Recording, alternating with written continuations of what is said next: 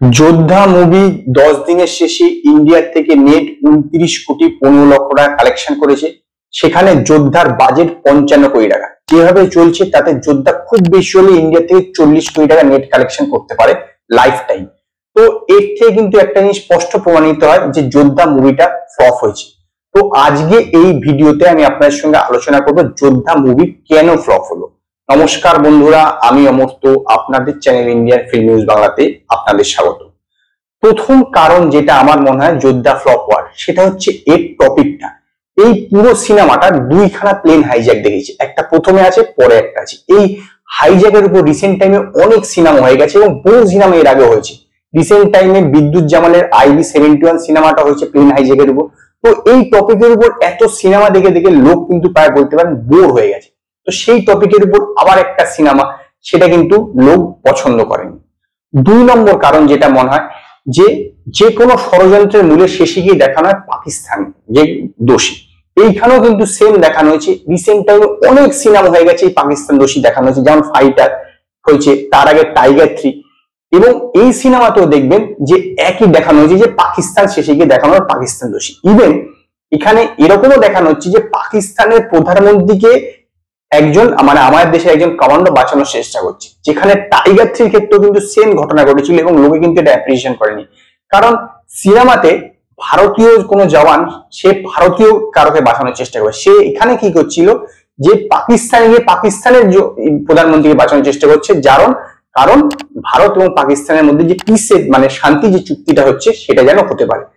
ভেবে দেখুন যে একজন পাকিস্তানে চলে যাচ্ছে ও পাকিস্তানে গিয়ে বাঁচাচ্ছে, এই জিনিসটা কিন্তু দর্শক আদৌ গ্রহণ করেনি। এবং সবকিছুতেই পাকিস্তানের একটা ষড়যন্ত্রের কারণ টেনে আনা যে কোনো সিনেমাতে, সেটা কিন্তু দর্শক একদমই গ্রহণ করে না। 3 নম্বর কারণ হচ্ছে এই পুরো সিনেমাটা যেহেতু প্লেন হাইজ্যাকের উপর, দেখবেন শুধু প্লেনের মধ্যেই যাবতীয় কিছু, এইটা কিন্তু যথেষ্ট বোরিং। এবং প্লেনের বহু টেকনিক্যাল জিনিস দেখানো হয়েছে, এইটা দিয়ে এই হয়, ওটা দিয়ে এই হয়, প্লেনের নিচে থাকে প্লেনের দুটো পার্ট থাকে, কিভাবে এর মধ্যে গ্যাস সিলিন্ডারের মাধ্যমে নিয়ে আসা যায় বিভিন্ন অ্যাসিড ফ্যাসিড, প্রচুর টেকনিক্যাল বিষয় দেখানো, যেগুলো এত কচকচানি লোকের কিন্তু পছন্দ হয়নি। এবং যেহেতু এটা প্লেনের মধ্যে সিনেমা, কোনো এন্টারটেনিং নেই বিষয়টার মধ্যে, কোনো রকম স্পেস নেই আড়াল থেকে কিছু দেখবে। গান টান আছে কিন্তু সেটাও সেরকম নয়, পুরো বিষয়টা শুধু প্লেনের মধ্যে, যার ফলে লোক একটা বোর ফিল করতে থাকে যে প্লেনের মধ্যেই যাবতীয় কিছু হচ্ছে। এবং টপিকটাও যেহেতু সেই কারণে কিন্তু এই সিনেমাটা ফ্লপ হওয়ার অন্যতম কারণ বলে আমার মনে হয়। 4 নম্বর কারণ, সিদ্ধার্থ আনন্দের ক্যারেক্টারটা বাদে বাকি কোনো ক্যারেক্টারে কিন্তু কোনো ডেপথ নেই, যার ফলে কি হয়েছে দর্শক আদৌ কোনো ক্যারেক্টারের সঙ্গে এনগেজ হতে পারেনি।